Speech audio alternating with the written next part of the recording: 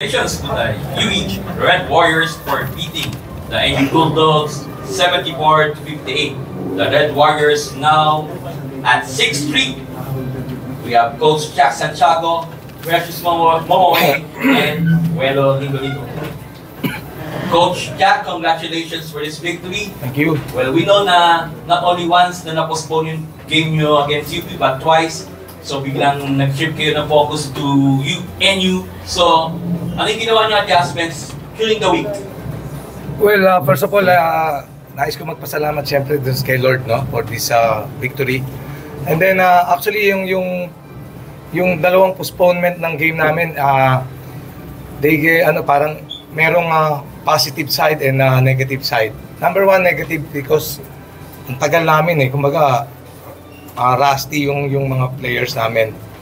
But positive because the guys na medyo may mga injuries, naka-recover kami. And then we gave some minutes din dun sa mga guys na hindi masyadong naglalaro. Because if you will see the schedule namin, it's gonna be kumaga every 3 days maglalaro kami. So we want talagang yung ma-extend yung rotation ko. That's why yung break namin, we maximize it para yung mga guys namin na hindi masyado naglalaro maging kumpiyansa sila dun sa during practice namin. Yeah.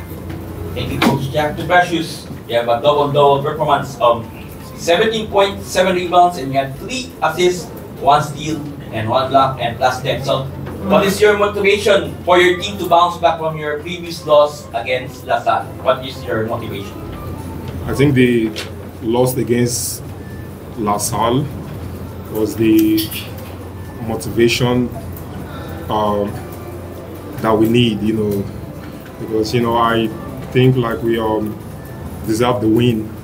So we lose some, we win some. So today game, we know what we are up against. I mean, it's NU, they have a great team, like a great team and all that, but we just stick as a team and yeah. Thank you. To Welo, you had 14 points, 5 rebounds, 2 steals, 1 block, 1 assist. So, yun nga, yung pagkatalo nyo na naputol yung 5-game winning streak nyo. So, ano yung ginawa nyo during this long break pa may balik yung winning ways ng team? Ano yung ginawa nyo? Please move closer to them. Sa practice, go hard pa rin kami palagi. Walang naging complacent about sa standing namin. Lalo na sa mga upcoming na laro, sunod-sunod. So parang more focus lang kami. Tsaka 1 game at a time. Thank you, Well. Okay, the floor is open for questions.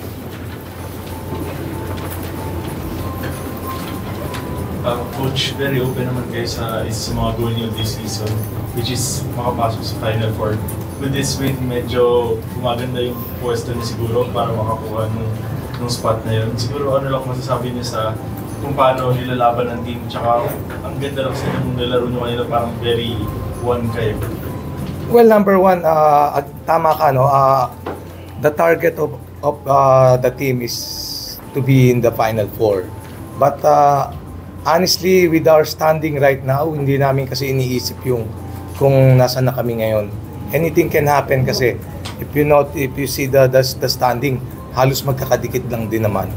So we never thought or we never think na sure na kami sa Final Four.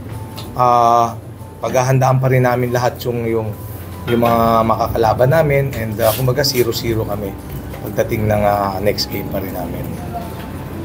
Well, playing off the bench pero very productive ka today. Siguro, especially yung sa second half na medyo nag-init kayo, siguro ano lang nasa isip nyo, tumatakbo sa isip nyo na para makalayo kayo sa end?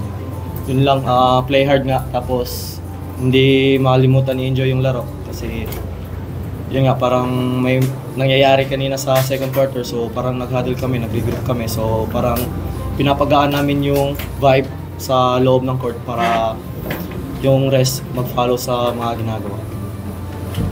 Coach, nga pala mahabol lang. Yung parang maagang nag-put ng pressure yung depensa ng MU. Pero nung second half lang kayo, parang nakalayo. Parang tas iba na rin yung pag-distribute nyo ng bola. Siguro ano lang sinabi nyo sa boys nung halftime? Well, number one, ang sinabi ko sa players ko na we cannot afford to take this team NU easily, you know.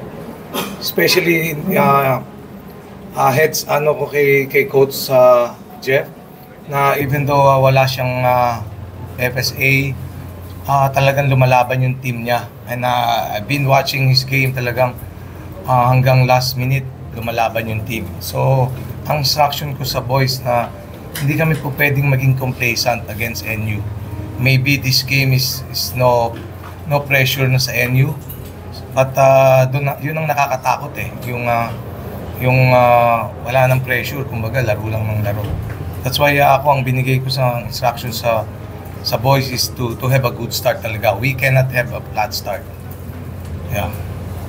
Tuwelo, ayun nga, nabanggit kanina na medyo palapit na kayo dun sa goal na maka-clinch ng Final Four ticket. Siguro, paano nyo lang hindi maapektuhan yung ngayon, nabanggit ni Coach Jack, yung pagiging complacent para makakamit yung goal name of returning to the Final Four?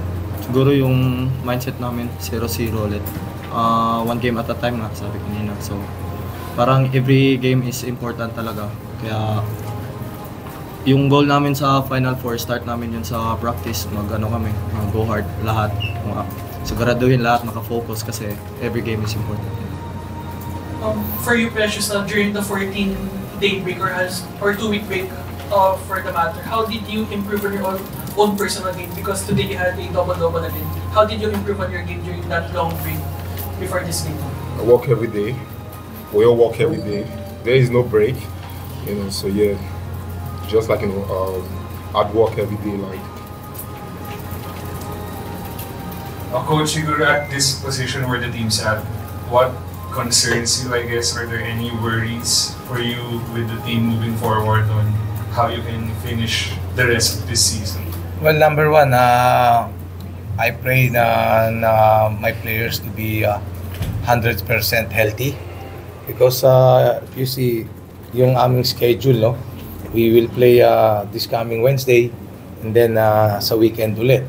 So that's why kanina nga nung halftime kami, sinabi ko dun sa mga boys na we need to break away just to give time for the first two groups, so the first group to have their pahinga sila, and then to give the guys coming off the bench the time to play.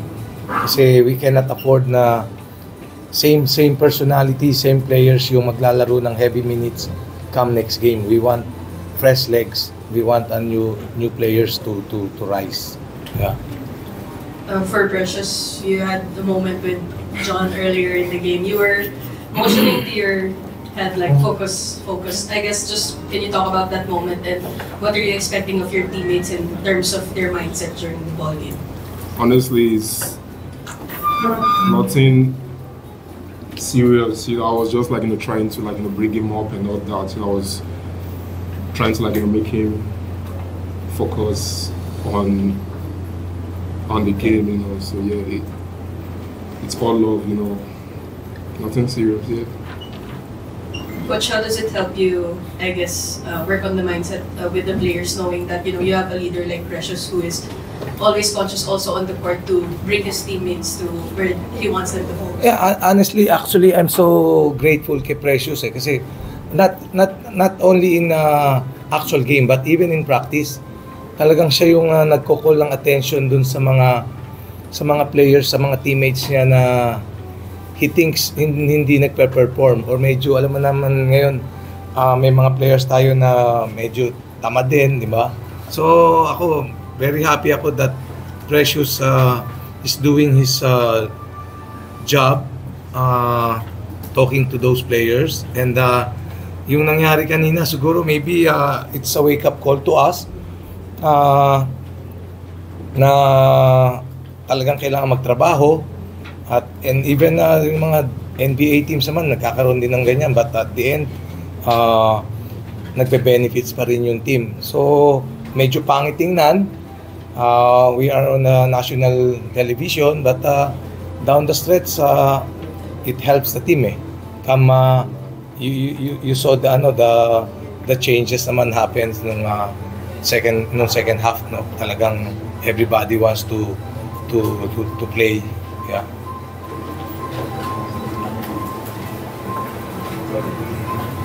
Coach, yung next game nyo pa?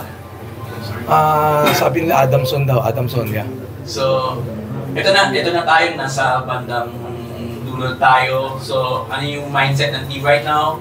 And syempre, coming off a top loss against Lasal, so panibagong simula na purchasing. Well, again, 0-0 pa rin kami. Knowing Adamson, they need to win a couple of games also. So, for sure, they will going to prepare for us. So same lang kami na again after this celebration, after this win, maybe tomorrow we will have a break. But come Monday, back to reality ulit kami. Being 0-0 again on Monday. Congratulations, Coach Jack, Precious, and well, okay. Thank you. Thank you. Thank you guys. Thank you.